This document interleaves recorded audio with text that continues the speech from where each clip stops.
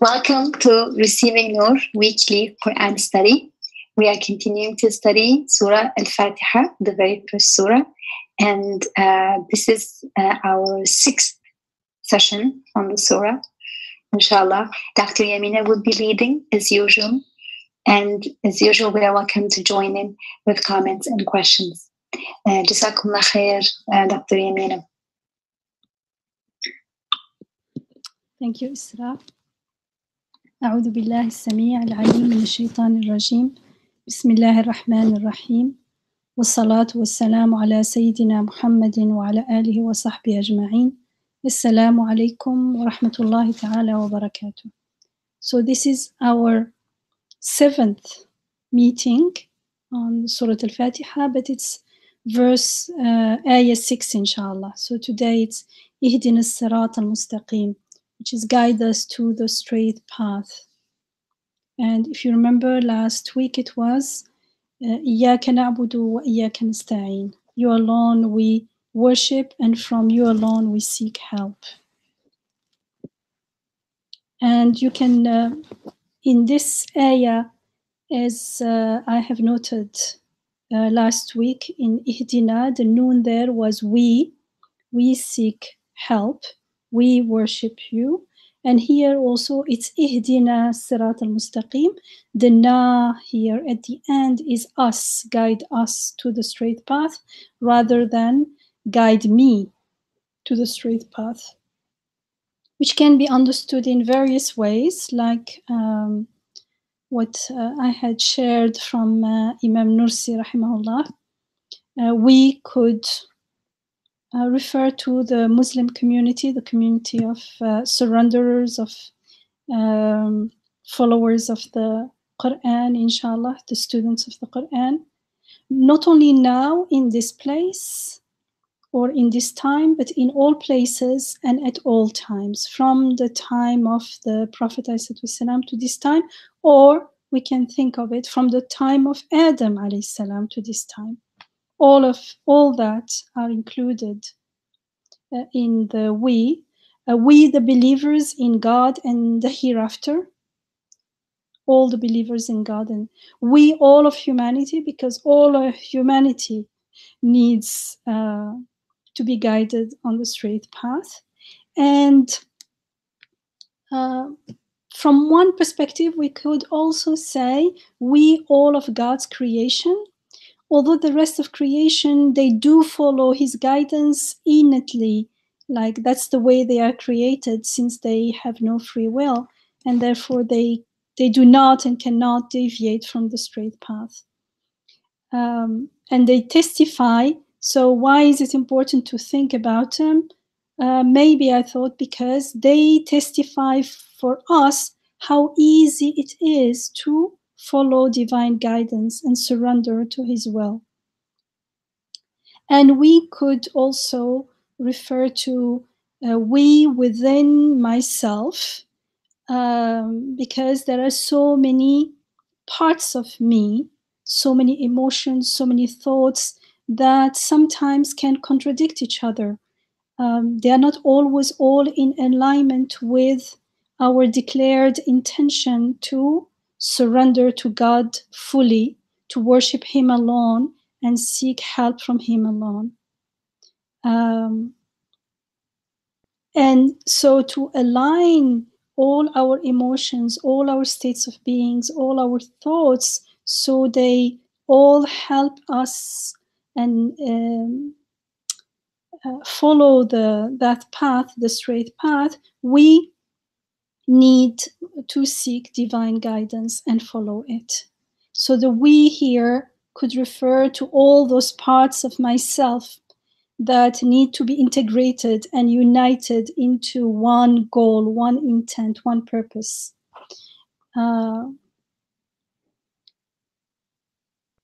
Which means that in a sense, each one of us needs to achieve inner tawheed. So tawheed is unifying. It means, actually, it doesn't mean unity. Literally, wahda is unity in Arabic. Tawheed is the process of making one, of unifying. And so it's a process of unifying our intent and purpose inwardly as well, so that we can, inshallah, manifest it in our actions, in our words, in our way of life. And for that aim too, we need divine guidance, we need help and to follow the divine guidance. And so in this ayah, Ihdina Sirat al-mustaqeem, guide us to the straight path, we are guided to ask for guidance to the straight path. And this ayah is coming right after asking for help from God alone. Iyaka nasta'een, ihdina as-sirat al-mustaqeem. And so it means that we are taught that we can only ask help from God, and right after we are taught what kind of help we need the most. The first help we need is with guidance to the straight path. So instead of asking for all the good things, we talked about it at one point, that we need so many things.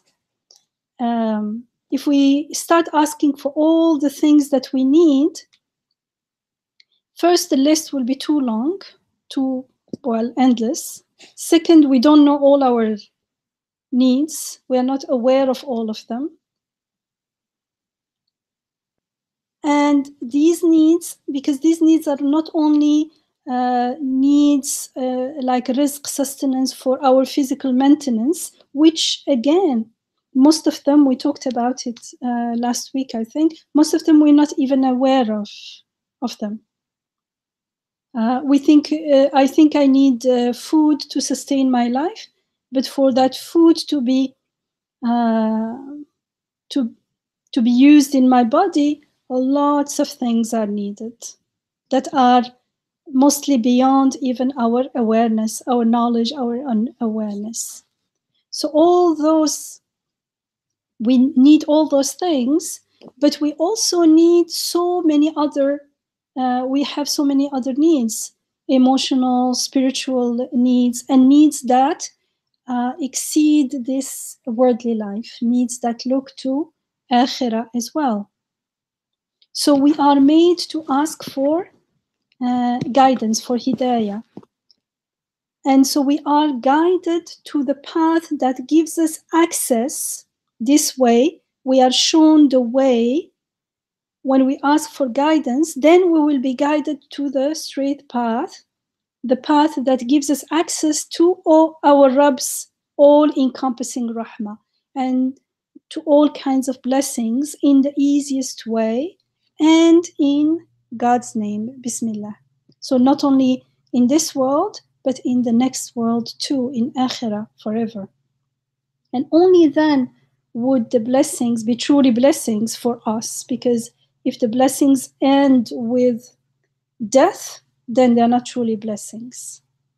And I had mentioned that in earlier meetings as well. Because otherwise, instead of being blessings, they'd be more like torture. Imagine if we were to taste the rahmah in this transient life, we taste the beauty, the goodness of something, and then we know that we never will taste it again. The rahmah, the beauty, the goodness would transform into a source of affliction, a source of pain. It would be painful. Or if we dwell on it too much, actually, the more conscious we are of this contradiction, or of the reality, the true meaning of transience, of impermanence, of goodness, the more it will be like a kind of, I can only think, or like a curse, a malediction, something really, really painful, really bad. So in a way, this word, so we want the blessings to, be in all areas of our life, not only the physical, all, because we exist as physical beings with emotional and spiritual and needs all together. And we need also the dimension of akhirah. That is very, very important. Without it, nothing in this world is meaningful, nothing is beautiful, nothing is beneficial. It's the other way around. If there is no akhirah, if everything ends with death, then there is big trouble.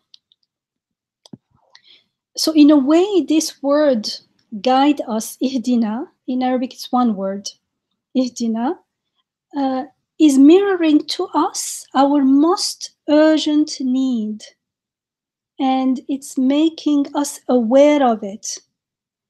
Just in case we didn't know, and we don't know actually before we hear this ayah, we don't know. It's only after hearing it and we start reflecting in that direction, again with the barakah, the blessing of the hidayah, which for us is mainly the Quran, but the Quran, as I always emphasize, is revealed to us, inspired to us within our life, and so the message unfolds in our life, in the creation, just like the meaning of the ayats unfold in the ayat of the creation. And so we are making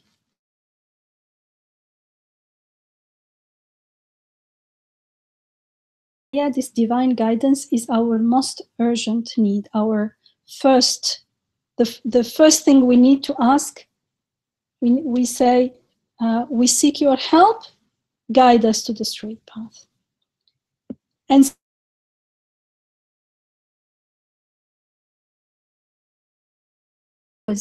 remind ourselves, we can't just say, okay, so since the ayah says ihdina right after we seek for help, therefore it means this is what we need the most. It is true, correct, but this is the beginning. Right now, after hear this, we need to do our assignment is to actually confirm the truthfulness of the message of this ayah. We can't just take it for granted. And so it is an opportunity for us to reflect. It's an invitation for us to go and reflect on our need for guidance. Do we truly need it? How much do we need it? And when we reflect on our extensive needs, on the one hand, we have these extensive needs, as I just mentioned, and on the other hand, we are extremely limited, very weak, very powerless. Then the more we are aware of our reality and our needs, let's say, then we start appreciating how much help we need and how much guidance we need, because we truly need to be guided to what is best for us in this world and in the next. We don't know how to start living our life. We think we know only when we are in ghafla, when we are mindless of the reality that our knowledge is extremely limited. I'm saying extremely limited because actually what we know does not stem from us. We are not the source of this. So even what we know is what is given to us, and even what is given to us is very limited. And we are weak. We cannot control, let alone the world out there. We cannot control even our bodies. We cannot control time. We cannot control our body growing, aging. We cannot control dying or not dying.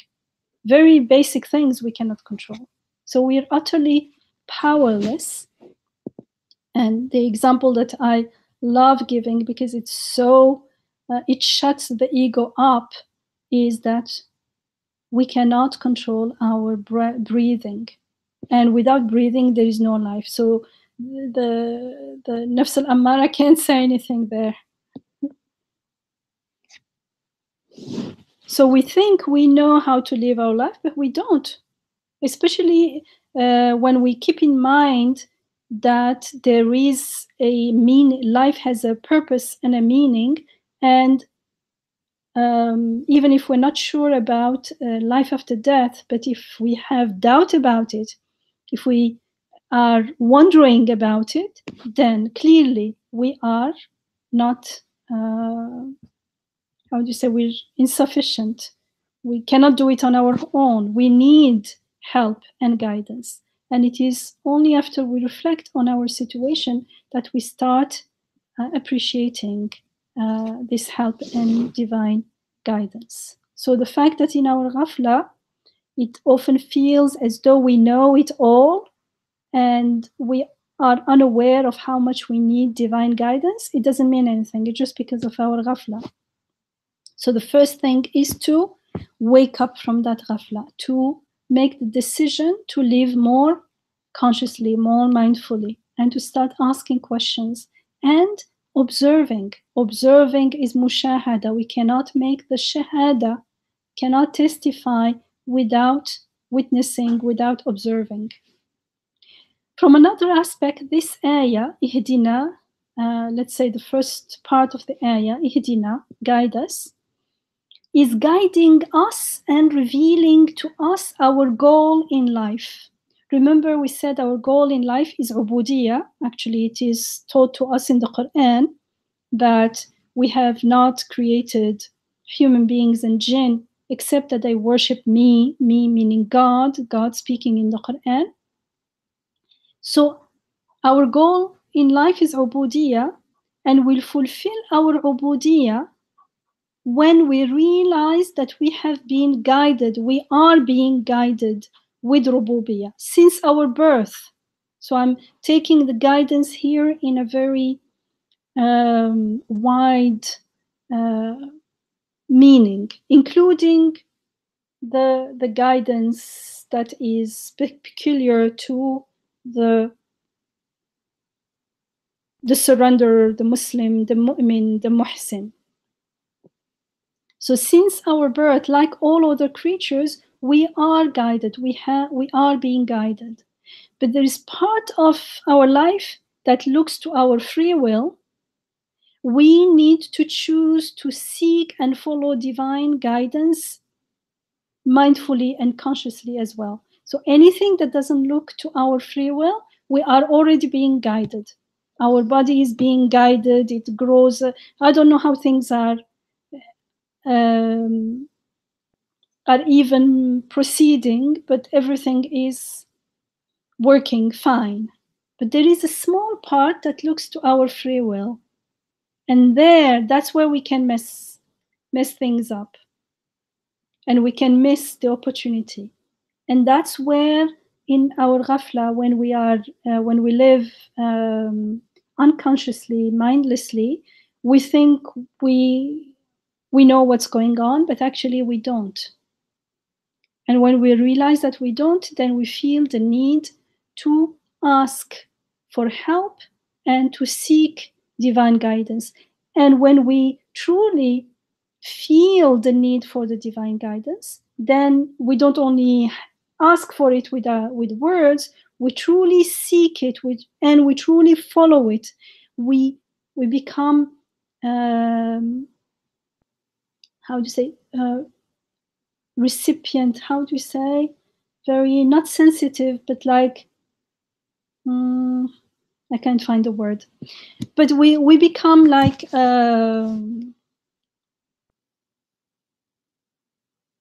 ready to receive, let's say, ready to responsive. Sorry, responsive, maybe responsive. I was thinking of another, but responsive also. Thank you. So we become perceptive. Yes, thank you. We become responsive, perceptive to the divine guidance in the Quran and in the creation, the Quran, the Takwini Quran, created Quran, because all of them are ayat from God, bearing messages from God, become more perceptive to that divine guidance, inshallah. So, but all this needs mindfulness and living more consciously, more intentionally, more purposely. So the most important part in fulfilling our ubudiyah is to ask our Rabb for that much needed guidance. Guide us. That's why guide us is very important. And that's how it is revealing to us our goal in life. In order to fulfill the ubudiyah, I have to start by following the guidance. And so I need the guidance first.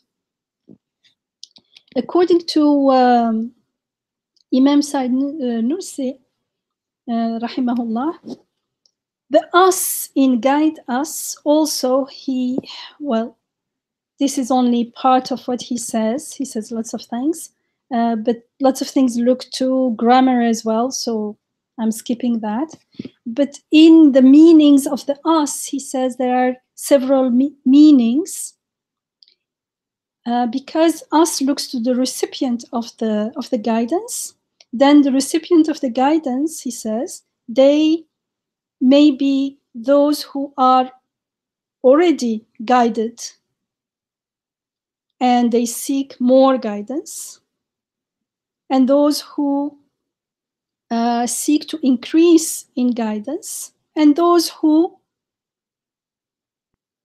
are still at the beginning of the journey, seeking guidance. So there are, in the journey also, there are degrees and levels, and at each level we still say guidance. Just because someone is being guided until now, it does not mean that he does not need it. So the guidance is also for us to remember that we are, for people who are already following the guidance and who want increase in guidance, it's a way for them to remember that they are the beneficiary of guidance.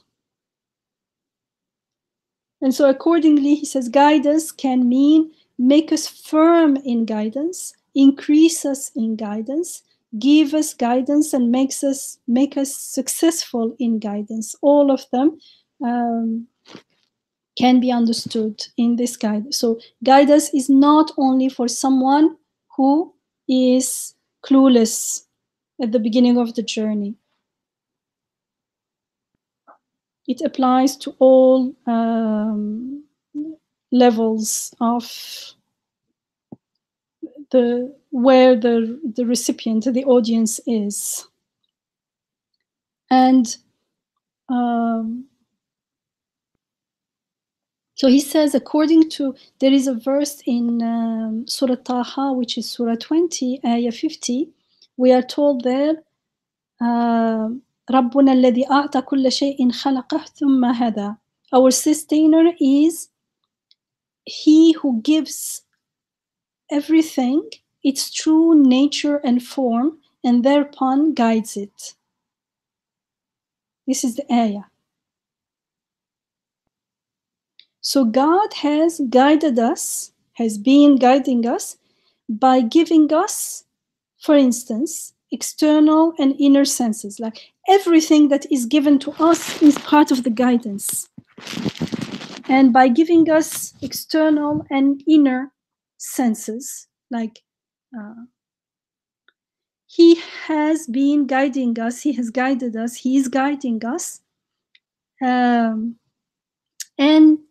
he does not only give us the senses, whether inner or outer, but he also places the ayat, the evidences, in the outer world and within ourselves. So we have the means to grasp and understand the messages, and we are sent also the messages by means of the ayat in the outer world. Then, yes. when you mentioned that we are guided through our senses, one thing that came to my mind was that, you know, it's not just we're given guidance, but also we're given you know, doubts and questions. So that verse that says فَأَلْهَمْهَا فُجُورَهَا وَتَقْوَاهَا, that came to my mind. Almost like some part of me trying to kind of object to this idea, but then even those questions and doubts are actually part of the guidance, because they encourage us to dig deeper. Yeah, I'm not asking like wishful, like just doubting for the sake of doubting, just to be, you know, picky or objection, but sometimes genuinely a question or a doubt comes. Yeah, it helps us uncover the reality further and further, unless, as you said, if it is not a genuine question, but just a question, an objection under the guise. Sometimes it's an objection, an excuse to rebel, to reject, but it's hiding under the guise of questions. There is no good will, no good intention underneath. But if it is a genuine question, those questions are also, we are inspired with those questions, because it is through this question. That's why the creation of shaitan is good. Following the shaitan is bad for us, but its creation is good for us, because he's there to tempt us. And when we reject his temptation, when we reject his waswasa, what was waswasa in English? Anyways, when we reject that, then he's whispering his false claims. Then the truth unfolds for us. It becomes clearer. So it's for us, for the veils of the veils of misperception to unfold, and the truth, and also because we understand more through contrast, and so we can understand the value of the truth, of the reality, inshallah. So God has guided us by giving us external and inner senses. Then he is also guiding us through by placing the ayat, which they bear messages and they are evidences in the outer world. Then he has guided us by sending us prophets, messengers, and revelation, scriptures like the Quran, like this surah that we are studying right now. And then he has guided us with he has guided us by removing the veils of ghafla and misperception. Because with ghafla, there is misperception. With misperception, very easily, falsehood may appear as truth, and vice versa. Truth may appear as falsehood. So he has given us also this ability, it is guidance as well. The possibility of removing the veils of ghafla. And that's why we sometimes at the end I say Allahumma arina al-haqqa haqqan warzuqna ittiba'ah warina al-batila batilan warzuqna ijtinabah, which means or our Rabb, show us what is indeed the truth and enable us to follow it, and show us what is truly the falsehood as it is, and enable us to avoid it, inshallah. So these are all part of hidayah, of guidance. So we're asking guidance to the Sirat al-mustaqeem, and usually translated as the straight path. Sirat is a path, meaning it's a paved road. It's not just a path like this, it's paved, so it's easy to walk that way. And mustaqim is derived from istiqama. So the verb istaqama means to become right, direct, straight, even, to tend towards the right, to tend towards what is desired. And istaqama also includes the meaning of i'tadala. I'tadala is to be even, to be just, and it's from the same root comes the word adala, which means justice in Arabic. So istiqama lahu al-amr, lam yastaqim lahu al-amr, let's say, would be the affair was difficult. Istaqama lahu al-amr, the affair was or became easy. It went towards the desired goal. So you see, istiqama has a meaning of easiness as well, a connotation of even, easy, just. So mustaqim means straight, right, right, not only in the sense of straight like a straight line, but right in the sense of upright and direct as well. All of these meanings are contained in the same word, with a connotation of even in the sense of balanced, easy, and just. So the word mustaqim is actually related to istiqama. If you remember, istiqama was the word istaqamu appeared in an ayah in Surah Al-Ahqaf, ayah 13 of Surah Al-Ahqaf, Surah 46, when it was قالوا ربنا الله ثم استقاموا. I remember I learned this ayah actually after studying together this surah, and just so concise, so beautiful. And it's a description of the muhsinin, and in ayah 13, the muhsins are described as those who say, our sustainer, our Rabb is God, and thereafter they stand firm in their faith. They follow the istiqama. ثم استقاموا. They stand firm, straight, just.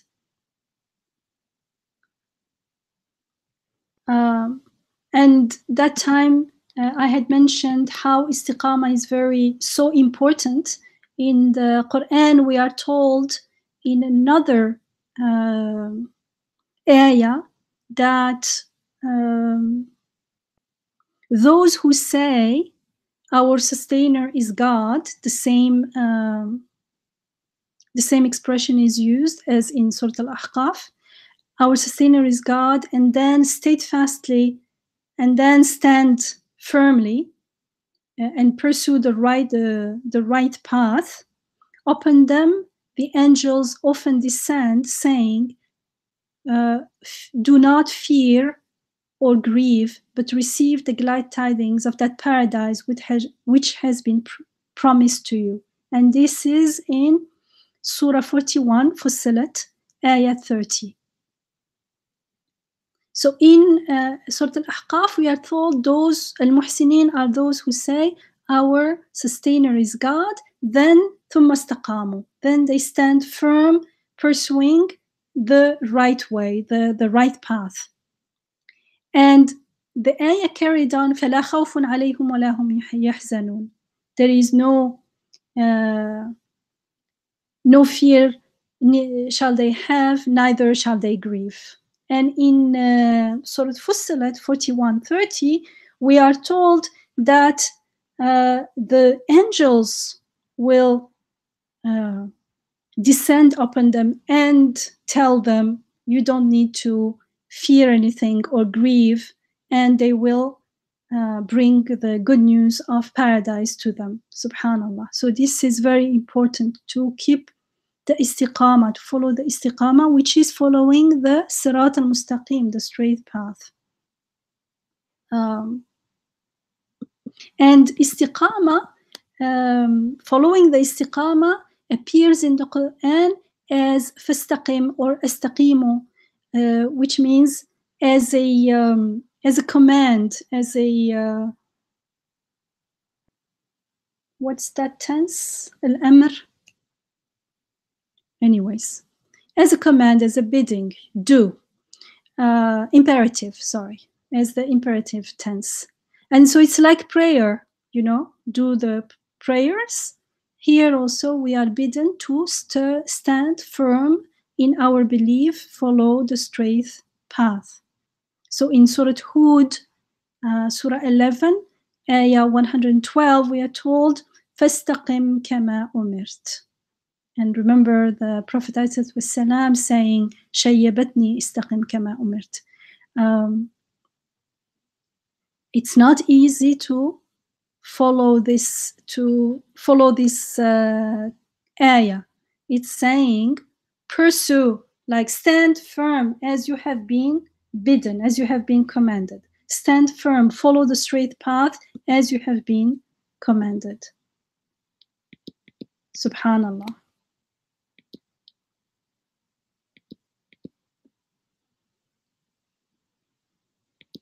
And keeping the istiqamah, we are told, leads to God. In again in Fussilat, which is Surah 41, Ayah 6, we are told, say, I am but a mortal like you. It has been revealed to me that your God is the one God.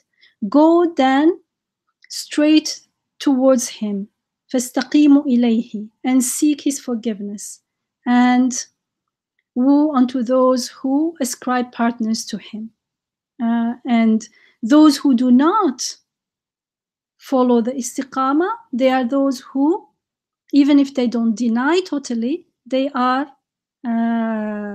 mushrikeen. وَوَيْلٌ لِلْمُشْرِكِينَ. They commit shirk. They do not worship God alone. And we've seen, I've repeated again and again, that not worshiping God alone doesn't mean to say that there are 2 or 3 gods, but it means that we forget about God in many things and we are grateful to the things themselves. In our ghafla, it seems to us that things themselves are the source of benefits, and we forget about the Rabb. Because if I do not, or when I do not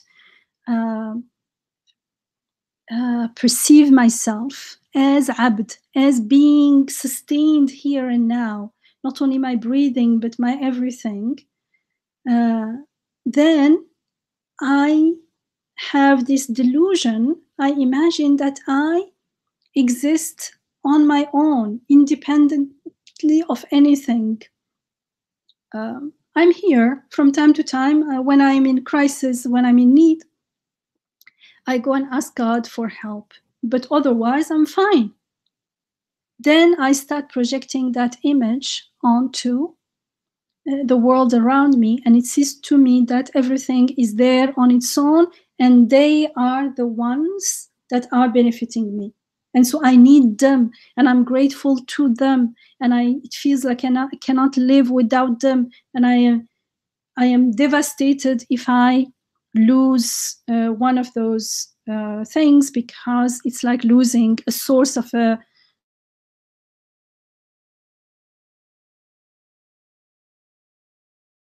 is a situation of shirk, and it's a delusion, it's not the reality. And I had given the example of water, but it can be applied to absolutely everything, actually. So Sirat al-mustaqeem is the straight, upright path of istiqamah.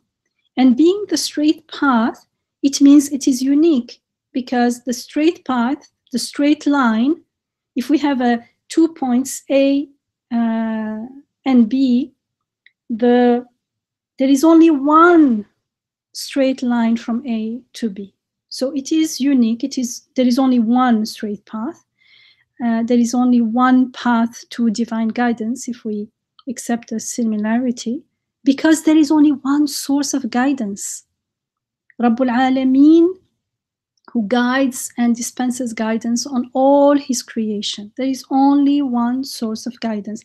If we think there is another source of guidance, that's again our delusion. We are imagining that there is a source of anything good and beneficial apart from God, independent of God, which is inconsistent, because then either that God is not the God, he's not Rabbul Alameen, so he's not the God who describes himself in the Quran. Something is wrong with that. In that sense, it's a delusion. So we know that the Hidayah, there is only one source of Hidayah. We talked about it before in many different surahs. There is one Hidayah, and without God's Hidayah, that's it. Nothing else can help us and guide us. In Surah Al-Zumar, for instance, which is Surah 39, Ayah 23, we are told, God has sent down the most beautiful of all teachings, a scripture that is consistent and draws comparisons, that causes the skins of those in awe of their sustainer to shiver. Then their skins and their hearts soften at the mention of God. Such is God's guidance. He guides with it whoever he will. No one can guide those God leaves to stray. Subhanallah. So you see, but God, there is only one source. God guides. However, he guides those whose, not only their hearts, but even their skins. It's like even physically they are touched by the message of this beautiful teaching, the most beautiful teaching. Subhanallah. And being straight, again, the Sirat al-mustaqeem, being straight, being right, being upright, is also important because among various ways, the straight, undeviating path is the shortest. Straight means the shortest. So it is the shortest, the most direct, the easiest way leading from one place to another. So in this sense, Sirat al-Mustaqeem is the straightest and the most direct, the easiest of spiritual paths. The paths that lead to God, that lead to goodness, that lead to akhirah, to everlastingness. And it is the shortest and easiest, and therefore the most beneficial. So this means that the way of Iman and Tawheed, the way of belief and Tawheed, affirming divine unity, is the shortest way, the most direct, the straight, easy path to inner peace and lasting joy and fulfillment. And here lasting means it lasts beyond death, because if it ends with death, it's no good. On the other hand, the way to achieve inner peace and joy will be following the divine guidance. And there are other ways outside the straight path. There are so many ways around us in the world, so many claims to different paths to achieve. Everyone has that longing for inner peace and joy. But if it is through the ways of unbelief, if it is through a way that is whether explicitly or implicitly is based on denial, then those paths, those ways are difficult, they are dark, because they contradict al-aql al-salim, the sane reason, and the heart, the human heart, and they lead to meaninglessness, to purposelessness, which are so contradictory to our fitrah, our innate nature, the way we are created, our fitrah. We are created with a craving for meaning, for purpose and value. And meaning and purpose and value only remain as meaning and purpose when they can reach beyond the grave. Anything that cannot reach beyond the grave will ultimately turn into meaninglessness and purposelessness. So unbelief and shirk is a little bit shady area, because it seems that we believe in God, but at the same time, he's not the sole creator, he's not the sole Rabb. Lots of other things are also needed. We need them, it seems to us, in our misperception. So those ways, any way within unbelief and shirk, are not, how would I say? Let's say tenable. They will not take us to the desired goal. And there is something in us also that longs for the easiest and shortest path. And this is not only human beings. If you look around us, everything is guided to, for instance, when plants grow, they grow in the easiest and shortest way. And the more, if you study science, you will realize that, subhanallah, we could imagine other ways of doing things, but what we observe in the universe is always the easiest that we can imagine, the shortest. And that's very important, to follow the shortest and easiest path.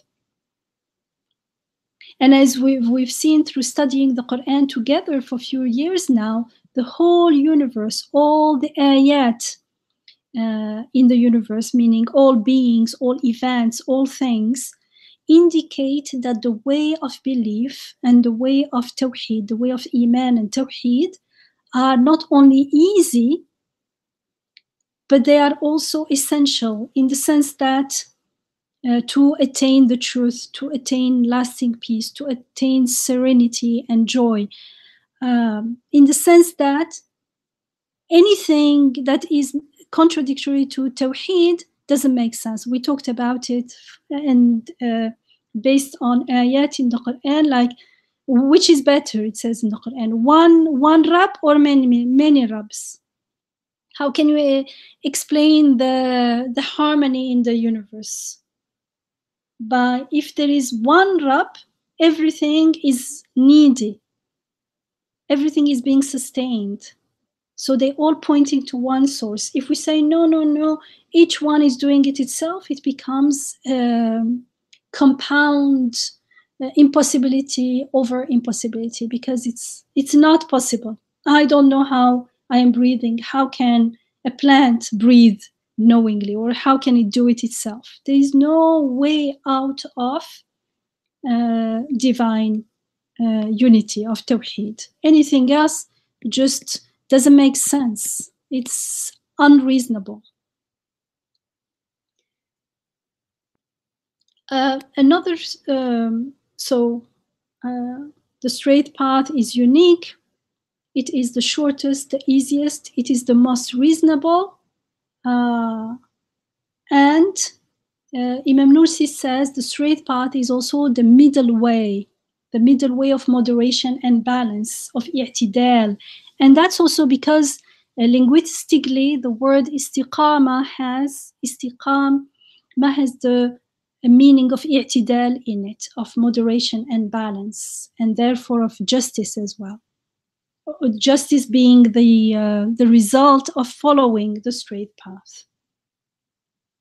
And this middle way is important in Surah Al-Baqarah, which is Surah 2, Ayah 143. We are told, وَكَذَلِكَ جَعَلْنَاكُمْ أُمَّةً وَسَطًا. And thus we have made you a middlemost community. A middlemost community meaning it's a balanced and just community.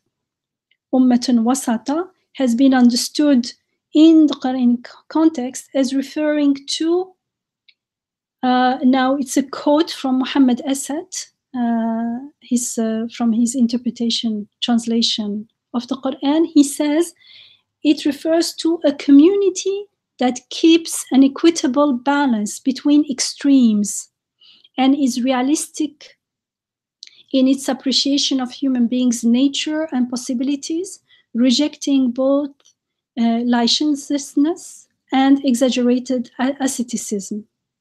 In tune with its oft-repeated call to moderation in every aspect of life, the Quran exhorts the believers not to place too great an emphasis on the physical and material aspect of their lives, but postulates at the same time that human beings' urges and desires relating to this life of the flesh are God-willed and therefore legitimate.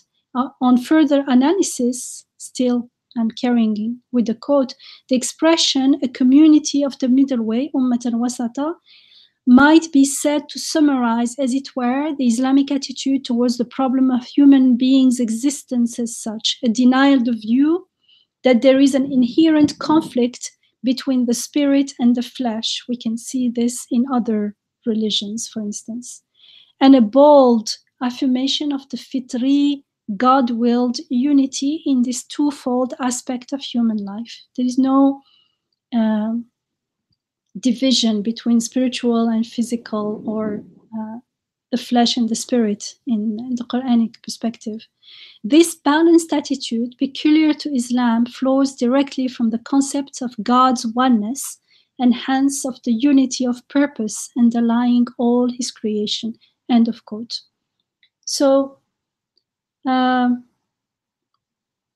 Nursi, he says that the straight path, the Sirat al-mustaqeem, is the middle path, the path of justice, which is very interesting, and which consists in, he says, the blending of wisdom, hikmah, and chastity, or let's say morality, iffa, and courage, shaja'a, which are the middle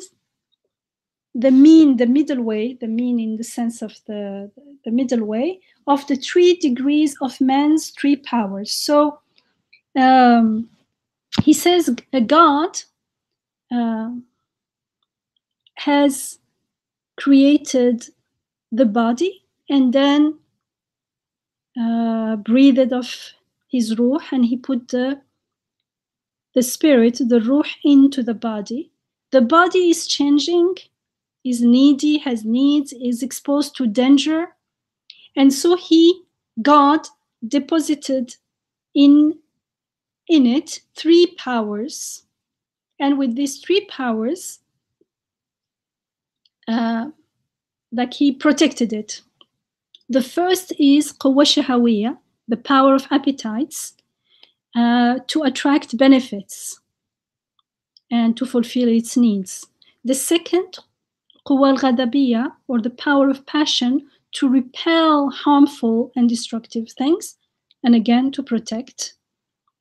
The third is quwwa al-aqliyya, which is the power of intellect, and which is the means to distinguish between benefit and harm.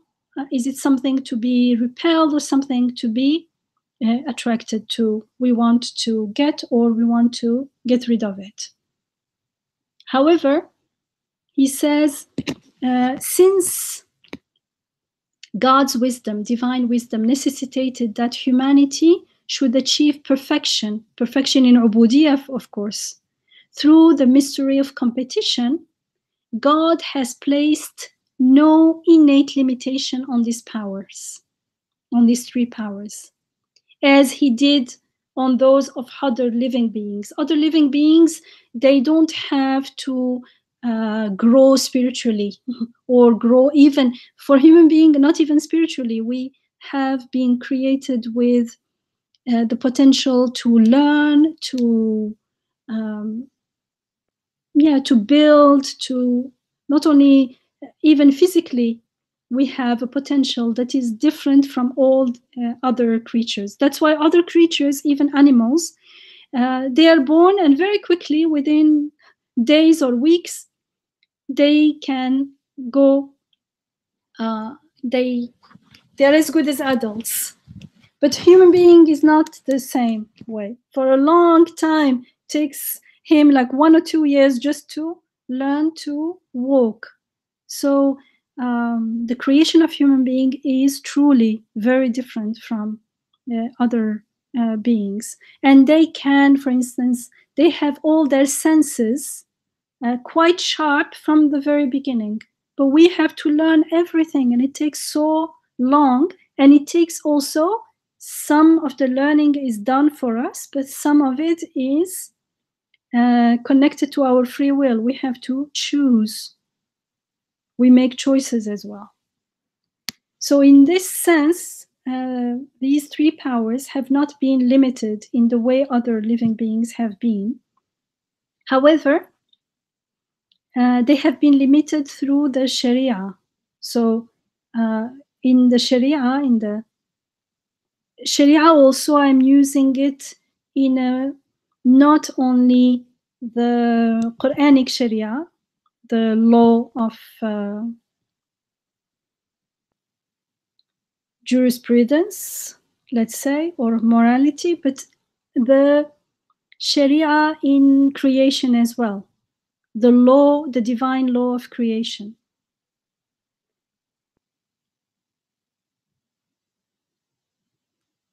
Like Hidayah.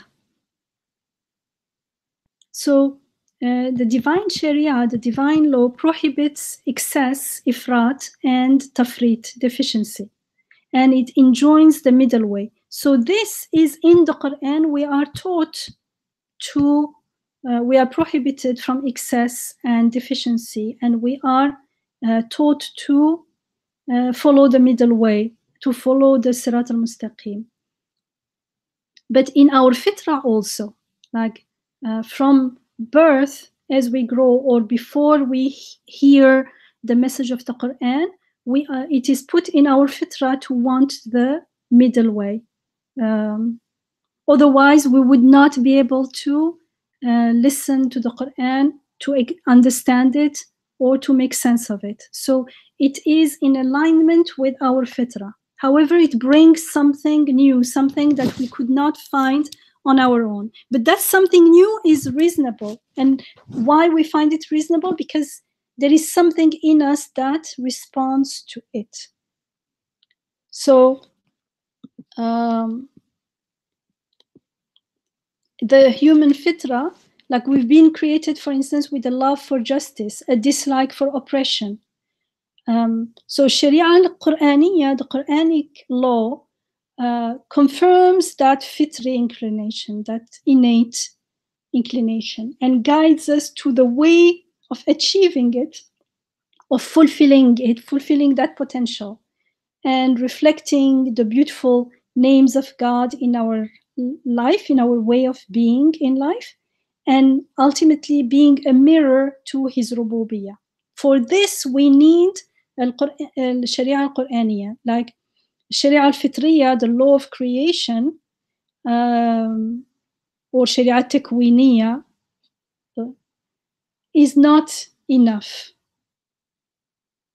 We need to follow the scriptures, the guidance that is sent to us with the messengers of God, the prophets of God, in order to achieve that potential. And through achieving that potential, we learn how to reflect the beautiful names of God and become like a mirror to His rububiyyah. That's the essence of ubudiyyah, the goal and purpose of our life. And it reminds me of a beautiful poem called The Gift by Muhammad Jalaluddin Rumi that expresses this idea. And he says, you have no idea how hard I've looked for a gift to bring you. And you here is a capital U, it is God. So he is talking to God. He's looking for a gift to bring to God. And he's saying, you have no idea how hard I have looked for a gift to bring you. Nothing seemed right. What's the point of bringing gold to the gold mine or water to the ocean, since God is the source of everything? So when I am doing good, being compassionate to people, I am being compassionate to people I am the beneficiary. I am getting to know who God is and who I am. And when I do not act with compassion, I will suffer from it, because I'm taking myself away from the source, from God. And so I'm depriving myself of knowing and being connected to the source of compassion myself. I'm bringing darkness in my life. So if we think that I am being compassionate to others, now God, you see, you have to, I did this for you, now give me paradise. That's a deficient understanding of ubudiyah. The person who is saying this thinks that he is doing the compassionate acting, and doesn't understand the purpose of acting compassionately as mirroring the divine names and getting to know God and remembering who we truly are and where we truly came and where we are heading to. And so that person is like, it's much better than someone who is oppressing others, but still missing the point. So this here, how can I'm not doing anything good to God when I'm act compassionately. It's for me, not for him, because he is the source of compassion. Actually, through acting compassionately, I'm supposed to realize that he is the source of compassion. That's why he said, you have no idea how hard I've looked for a gift to bring you.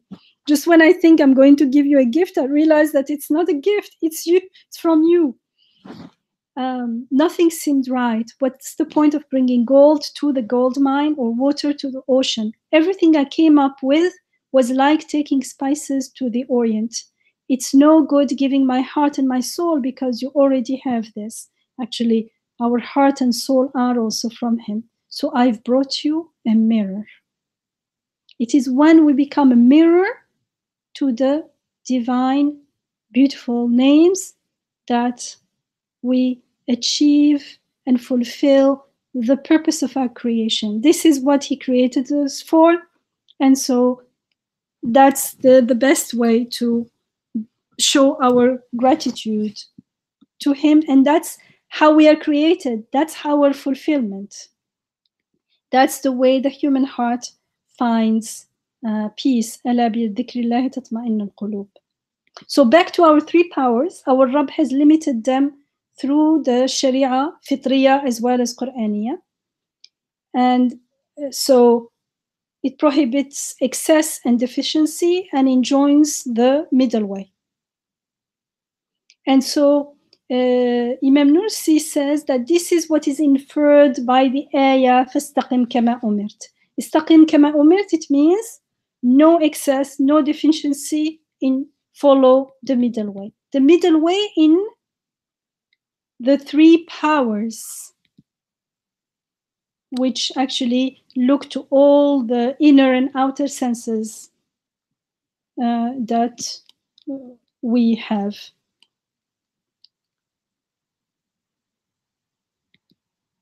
So he says, for instance, deficiency in the power of intellect, قوة العقلية, is stupidity and foolishness.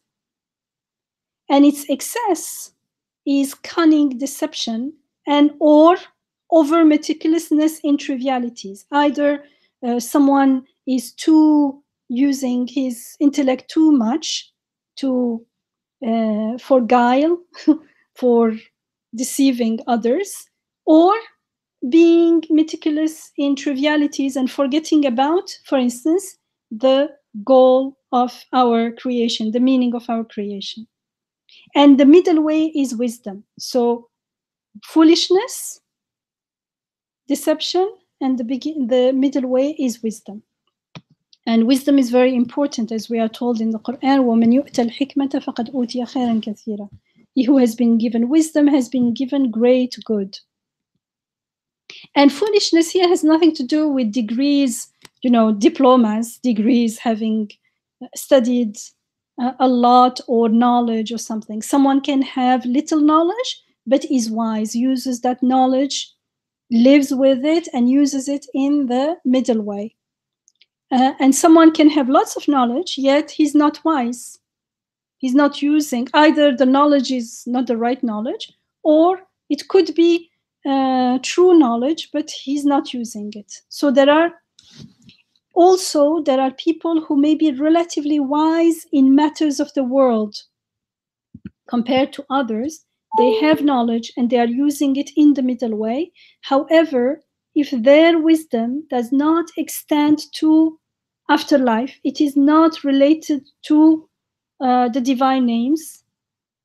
If it stays in this transient, temporary world, if it is confined to the temporary, then it becomes useless, it becomes futile, pointless. And so that it's vain wisdom, even if it looks like wisdom, and it is wisdom to a certain extent.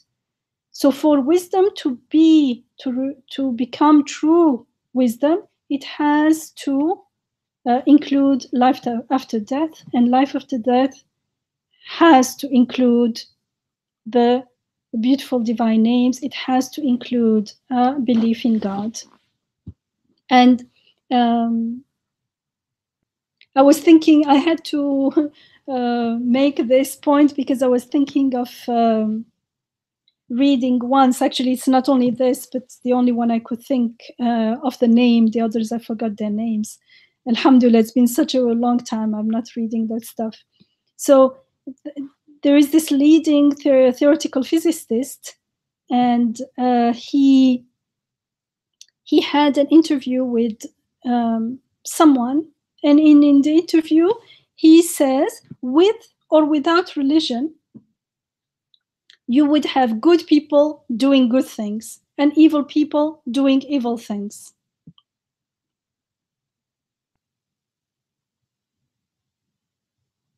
But then he says, for good people to do evil things, that takes religion. Can you see? It's not for evil people to do good things. See how foolish. He doesn't know what he's talking about.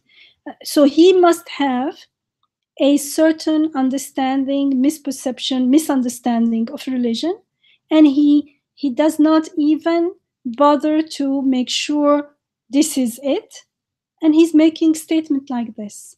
And usually people think just because someone is a physicist, he's a leading physicist, then whatever he says there must be some wisdom. Not at all. He could be very knowledgeable in one field and very foolish in something else. So this is, for me, this is foolishness. What are you talking about? You don't know what religion is then. Just generalizing. And in a book of his, not an interview, a book about the origin of the universe, he says the effort to understand the universe is one of the very few things that lifts human life a little above the level of farce and gives it some of the grace of tragedy. So in his view, the universe is the life is a farce. It has no meaning. But the very few things that lifts human life beyond is that effort to understand the universe. Can you see all the contradictions? The universe is created, is made, even if you don't believe in a creator, is orderly. It follows laws. You can study them, you can write them, you can calculate them, you can measure them.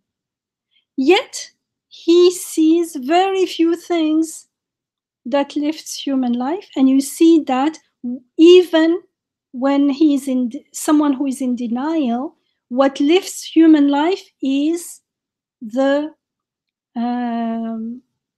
seeking of meaning, the effort to understand.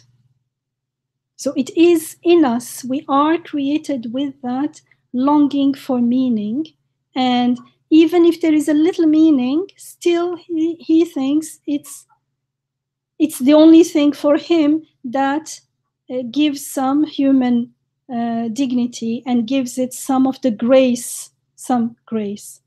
So he lives in darkness, but that little flickering light comes from a sense of looking for meaning. So it's the utter opposite of wisdom, because he is using his intellectual power without guidance. So he doesn't know how to use it in the middle way. He's doing lots of calculations and lots of observation, lots of data, but doesn't know what to do with it, how to make sense of it. Right? I mean, he reduces it to tragedy. He thinks everything is just tragedy. That's why it's foolishness. Like, what is this? All these things you saw, and because he doesn't know their meaning.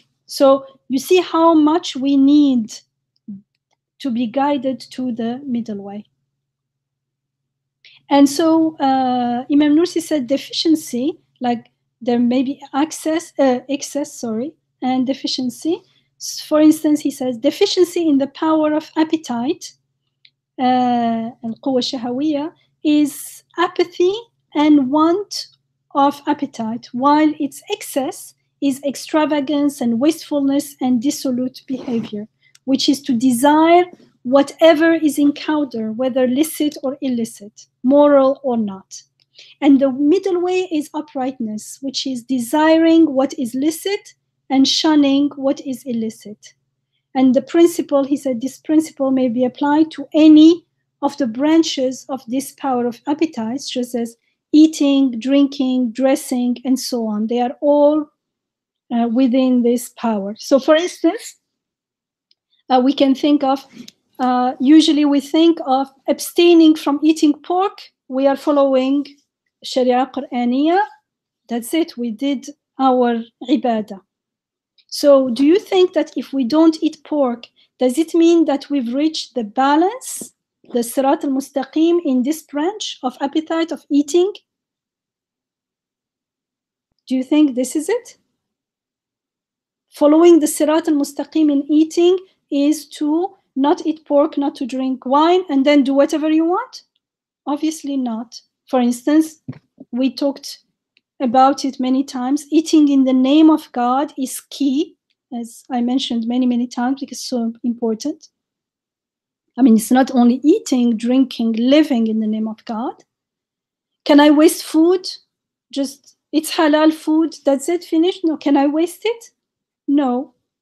And by the way, halal means the means to earn that food need to be also halal. But can I waste it? No.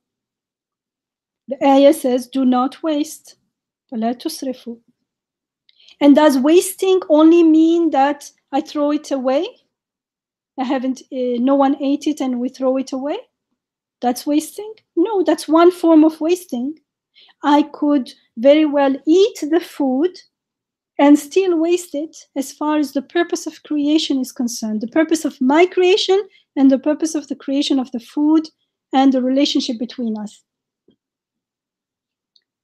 For instance, if it doesn't incite in me gratitude to the razaq, to the provider of the food, and actually it's the provider of the food and the tongue with which I taste the food and the digestive system which processes the food, etc., etc. It's not the food alone. So if it does not incite in me gratitude, it's waste. If it doesn't make me know my Rabb better, feel closer, express my ubudiyya, if my eating does not transform into an act of ibadah, an act of worship, then it's from one perspective, it's a waste. Also, can I eat something that's harmful to me and still be in the Sirat al-mustaqeem? No, I cannot even be eating something harmful in the name of God, the merciful, the compassionate. I say Bismillah ar-Rahman ar-Rahim and I eat something harmful, but it's halal. Yeah, but it's halal. For instance, eating too much. Sometimes we feel full and still I say I like it and I may keep eating until I feel bad or my stomach hurts.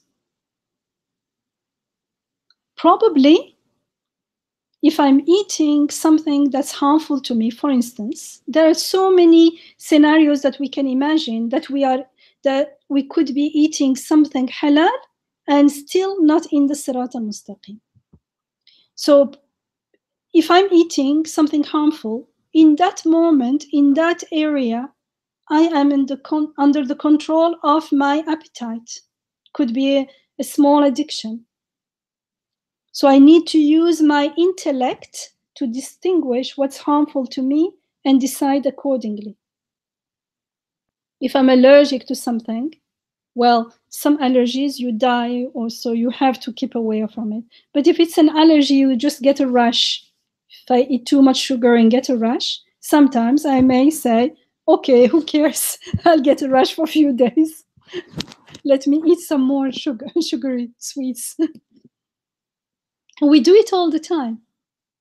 And so in that moment, we need to use our intellect to distinguish what's harmful and decide accordingly. And to that extent, the heart will take over the ego. And the soul, the spirit, the ruh will reign over the body. And we start, you remember at the beginning, God put the ruh in the body and gave these powers to protect the body, because the body is serving the ruh. But often we forget about the ruh and we identify more with our physical being. And so, but if we start using our intellect in this way to follow the middle way, the more, because the ego wants to go either excess or deficiency, whatever it's seeking. And so if we use our intellect to follow and make the choice to follow the middle way, even in small things, apparently small things like eating and drinking, it starts from there, then it becomes like a tarbiyah. We are getting the heart gets stronger and stronger, and it takes over the command instead of the ego. The ego gets more submissive, and the heart becomes more powerful, and the soul, the ruh, will reign over the body, and we start identifying with the ruh, with our spiritual need first, rather than let our physical needs take over and rule us. And the physical needs here, there is also the other power. There was 3 powers: the power of العقلية والشهوية والغضبية, the power of passion, to repel. That's also something like anger, rage, anger. That's also part of this. It's like an excess of using that power of passion excessively, not in the straight path, the middle way.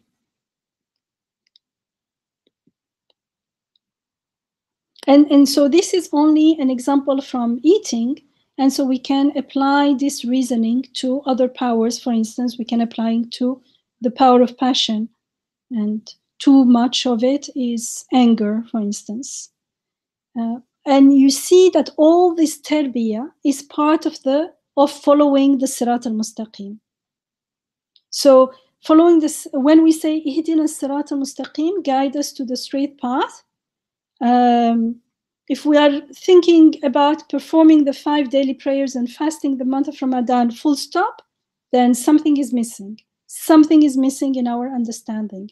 These practices, the 5 daily prayers, the fasting of the month of Ramadan, are important because they help us establish our ubudiyah. They strengthen our resolution. They renew our intention to follow the Sirat al-Mustaqeem.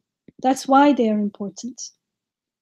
And so with this consciousness, with this understanding, we will appreciate divine guidance as the most valuable blessings, as a rahmah from our Rabb. For instance, what was it? The power of passion, القوة الغضبية. If there is a deficiency in the power of passion, there is fear and cowardice and fear from what is not to be feared, because fear from danger is normal. It's the straight path, is the middle way. But if we fear what is not to be feared, and 90% of our fears are based on delusive imagining. We imagine situations and we fear them. And its excess in the power of passion is uncontrolled anger. And uncontrolled anger leads the way to oppression, despotism, domination, tyranny, injustice. And its middle way is courage, shaja'a, which is, Imam Nursi says, courage is giving freely of oneself with love and eagerness for the defense of justice, for upholding justice, upholding tawheed, upholding compassion. And we can apply this same principle to all the branches. And so this is istaqim kama umirt. So from this understanding, we realize that justice is reached through the balance of these three powers. And we need divine guidance to reach that balance. We need divine guidance in order to use these three powers in the best, easiest, straight way, according to wisdom instead of foolishness, according to courage instead of fear, and morality and chastity instead of dissolution. And this way we are made to reach justice, inner peace and justice at the personal level. We don't let ourselves be oppressed, and we don't oppress. And at the communal level and at social, at the level of societies, inshallah.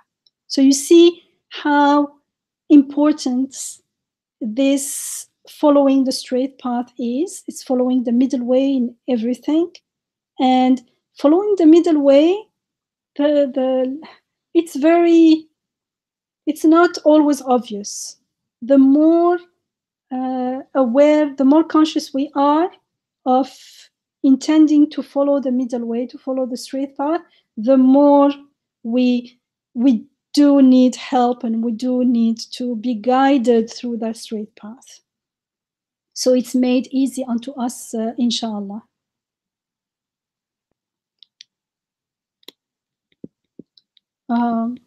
So now we can get a glimpse of the importance of Surah Al-Fatiha and understand why it is made mandatory to recite it at least 17 times a day.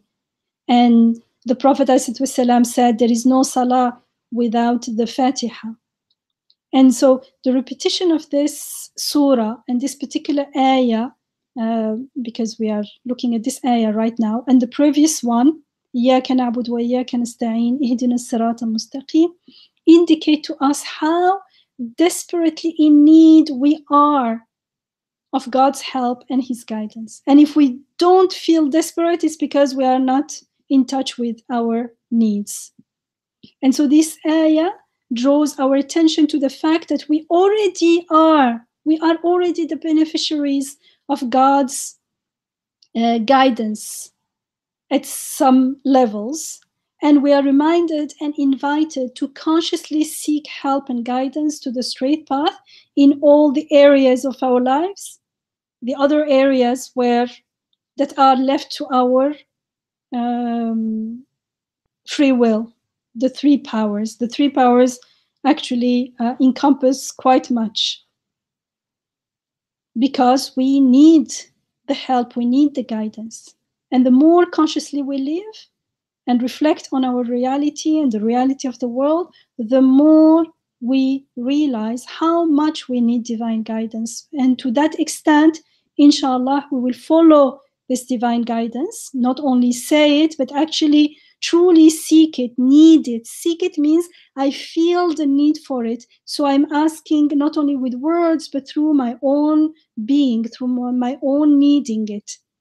And so when it comes, it's like someone is thirsty. When the water comes, you just drink it, you just follow it, you just live it, and so there's no way not to appreciate it. We will, inshallah, appreciate it.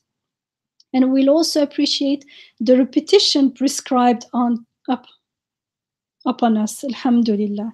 It's all for our benefits because it's so easy to forget. So it keeps our mind, keeps us conscious, keeps us alive, keeps us mindful of this need, of this major need. And so when we feel the need for guidance and follow it, inshallah, then our knowledge will be transformed into living wisdom. And this expression, Sirat al-mustaqeem, occurs many times in the Quran. So Sirat al-mustaqeem is related to worshipping God only. Like here in Fatiha, we worship you alone, we seek help and guide us to the straight path. Here in Surah 3, Ayah 51, we are told, truly God is my sustainer as well as your sustainer. So worship him alone. This is a straight path. فَاعْبُدُوهُ هَذَا صِرَاطٌ مُسْتَقِيمٌ. So to worship God alone is the straight path. And when we follow the straight path, we will find ourselves worshiping God alone. We are also told following the straight path is to hold onto God. Because when we follow the straight path, we are following divine guidance, we are holding onto God. In Ayah 101 of Surah 3, we are told, and how could you deny the truth when it is unto you that God's ayat, God's messages and signs are being conveyed, and it is in your midst that his messenger lives. But he who holds fast onto God has already been guided onto a straight path. وَمَنْ يَعْتَصِمْ بِاللَّهِ فَقَدْ هُدِيَ إِلَى صِرَاطٍ مُسْتَقِيمٍ. O you who have believed, be conscious of God with all the consciousness that is due to him, and do not allow death to overtake you except that you have surrendered yourselves unto him. وَلَا تَمُوتُنَّ إِلَّا وَأَنْتُمْ مُسْلِمُونَ. In Surah 4, Surah An-Nisa, in Ayah 179, 5, we are again told, and as for those who have believed in God and hold fast unto him, he will unfold them within his grace and bounty and guide them unto himself by a straight way. فَأَمَّا الَّذِينَ آمَنُوا بِاللَّهِ وَاعْتَصَمُوا بِهِ, those who hold fast unto him, فَسَيُدْخِلُهُمْ فِي رَحْمَةٍ مِّنْهُ, he will make them enter his rahmah, وَفَضْلٍ, and his grace, وَيَهْدِيهِمْ إِلَيْهِ صِرَاطًا مُسْتَقِيمًا, and he guides them onto himself through a straight path. So the straight path leads to God, a straight path leads to his rahmah, to his fadl. A straight path, to walk the straight path, to follow the straight path means to hold fast onto a God. In Surah Al-An'am, Surah 6, Ayah 161, we are told, say, behold, my sustainer has guided me onto a straight path through an ever-true faith, the way of Ibrahim, alayhi salam, who turned away from all that is false and was not of those who ascribe partners to him. He was not one of the mushrikeen. So you see, God has guided me on the straight path, and this straight path is the path of the ever-true faith, the way of Ibrahim alayhi salam, who turned away from all that is false. So when we are following the straight path, we are avoiding all the false path, all the crooked path, all the deviating paths. And all those deviating paths are full with shirk and ascribing partners with God. There is only one path where we worship God alone. In that path, He is the only Rabb, the only source of all goodness and perfection, and we are fully His worshippers, fully the beneficiaries of His rububiyyah, of His rahmah. It becomes, the more we see how the terms are used in other parts of the Quran, the more it becomes clearer and clearer. MashaAllah, in itself, this is a great hidayah, it is guidance, it is rahmah. Alhamdulillah. And so in Surah Yasin, which is Surah 36, in Ayah 60, we are told, did I not enjoin on you, O children of Adam, that you should not worship Satan? Worshipping Satan is not actually only like prostrating to him, following his way, following his whisperings, his false claim, without questioning them. And how can we do this? When we are unconscious, when we live in ghafla. We are not even aware that it is whispering. We are not even aware that something is false. For instance, many of our fears are based on totally baseless beliefs, but we never question them because we take them for granted. We hold on to them instead of holding onto the truth, instead of holding onto God. Astaghfirullah. And that's why no wonder we end up in shirk and in pain. So it says, did I not enjoin on you, O children of Adam, that you should not worship Satan, since truly he is your open foe, إِنَّهُ لَكُمْ عَدُوٌّ مُبِينٌ, and that you should worship me alone.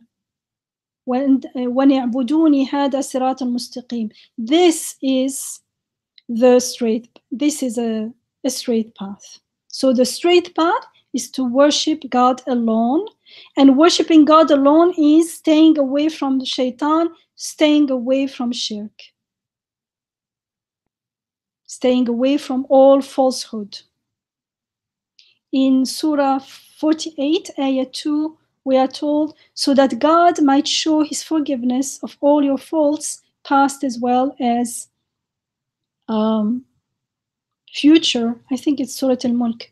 And thus bestow upon you the full measure of His blessings and guide you on a straight way, straight path. وَيُتِمَّ نِعْمَتَهُ عَلَيْكَ وَيَهْدِيَكَ صِرَاطًا مُسْتَقِيمًا. And we will see, inshallah, next week, how the straight path starts by being described as the path of blessings, of ni'mah. Alhamdulillah. Such a concise and such a beautiful ayah.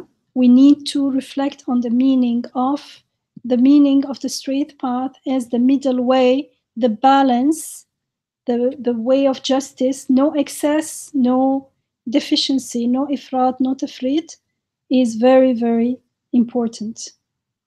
It is not an easy path to follow, but the whole thing is to intend to follow it.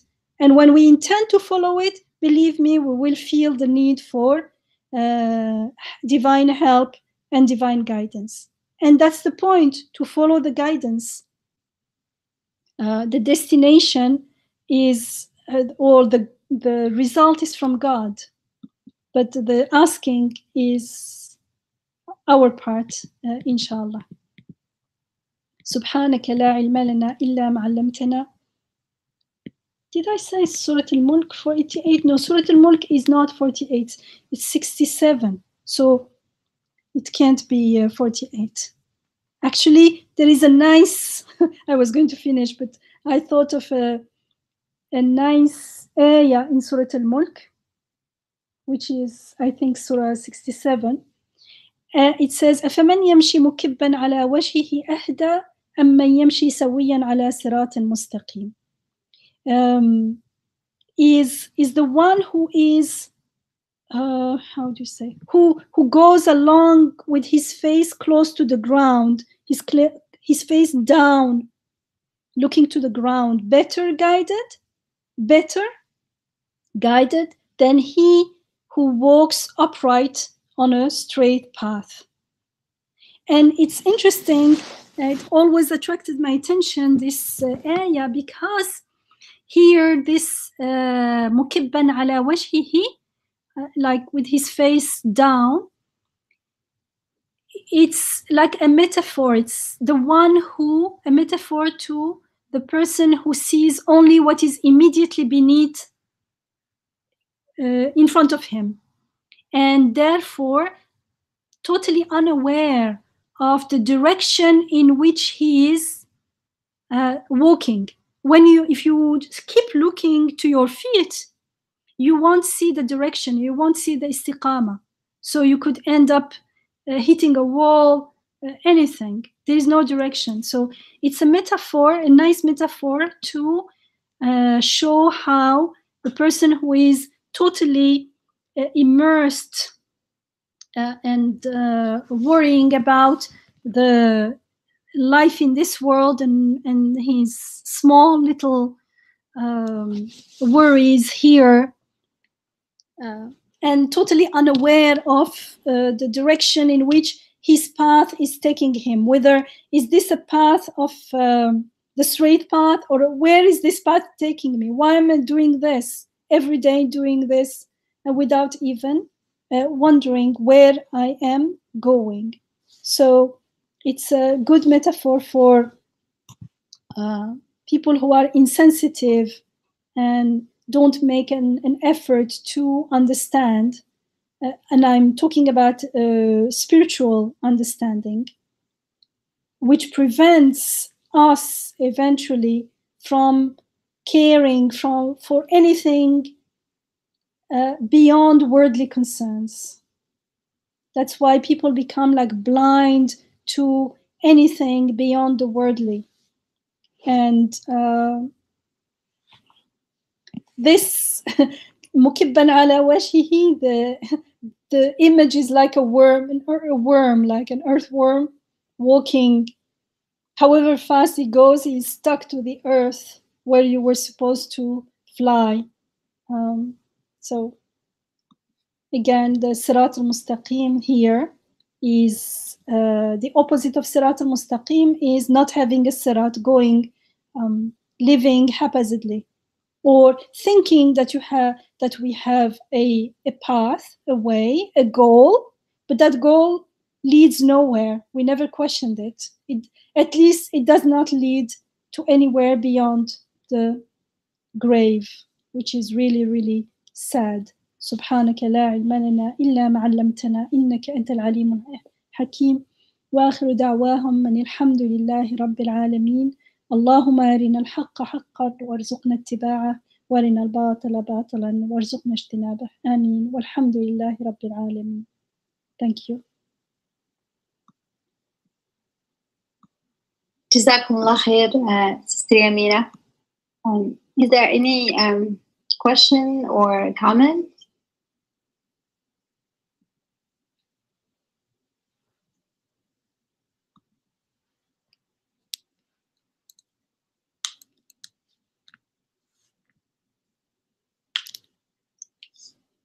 One of the participants just left a little bit ago, and she said, "Beautiful, thank you, Jazakallah khair."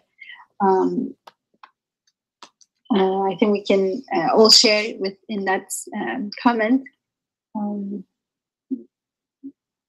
Other than that, if there are no other specific comments or questions, we'll stop here, inshallah. May Allah guide us. To the straight path. Can I just yes, I just wanted to say that I know this is a very kind of small comment to share, but many years ago, somebody had said, comparing Fatiha with Lord's Prayer in Christianity, and I think he was just looking at it very superficially. He said, interestingly, he said in the Lord's Prayer, there are lots of requests from God. Give us daily bread, forgive us, protect us from temptation, deliver us from evil. But in the Fatiha, there seems to be no prayer except for Ihdinas Sirat al-mustaqeem. The person who said this, I think, was not particularly in complimenting Fatiha. He was, I think, I don't know, that's his spirit was, his comment came that way. But basically, as if almost there's something missing in Fatiha. But actually, like this Ihdinas Sirat al-mustaqeem includes all of that, and much more. And much more. Yeah, and also the verses before that, we only ask help from you, and we only worship you. It is also a very beautiful way of putting our requests there.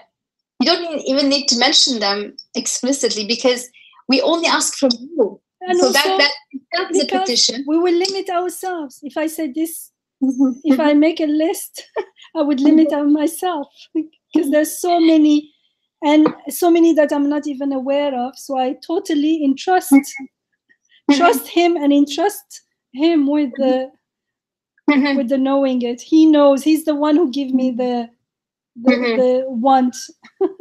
Subhanallah.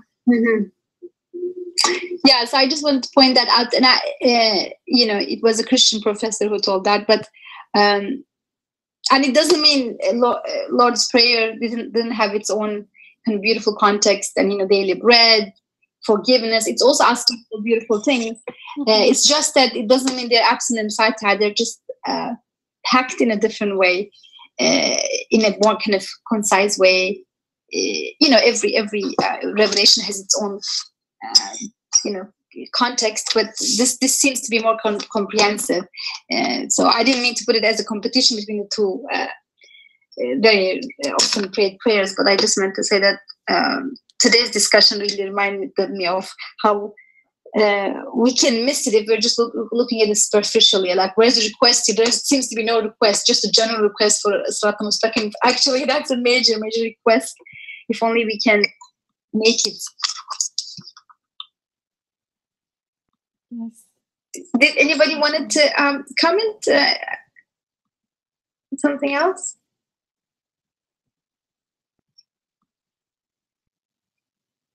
Okay, I thought I heard some voice. Okay.